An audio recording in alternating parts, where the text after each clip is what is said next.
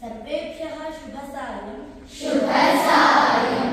शिक्षाक्षयं गच्छति कालपर्ययात् सुबद्धमूलान् निपतन्ति पादपाः जलं जलस्थानगतं च शुष्यति हुतं च दत्तं च तथैव तिष्ठति।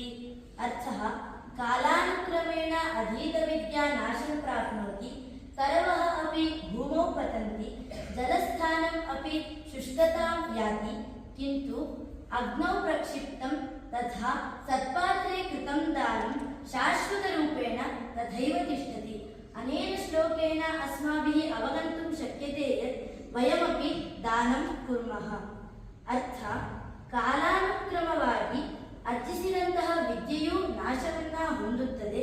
ಮರಗಳು ಕೂಡ ಭೂಮಿಯಲ್ಲಿ ಬಿದ್ದು ಮಣ್ಣಿನಲ್ಲಿ ಹುದುಗಿ ಹೋಗುತ್ತವೆ, ನೀರು ಕೂಡ ಬತ್ತಿ ಹೋಗುತ್ತದೆ. ಆದರೆ ಹೋಮಿಸಿದ್ದು ಹಾಗೂ ಸತ್ಪಾತ್ರೆಯಲ್ಲಿ ಮಾಡಿದಂತಹ ದಾನವು ಶಾಶ್ವತವಾಗಿ ಹಾಗೆ ಇರುತ್ತದೆ. ಈ ಶ್ಲೋಕದಿಂದ ನಾವೇನು ತಿಳಿದುಕೊಳ್ಳಬಹುದೆಂದರೆ ನಾವು ಕೂಡ ದಾನವನ್ನು ಮಾಡೋಣ. ಧನ್ಯವಾದ.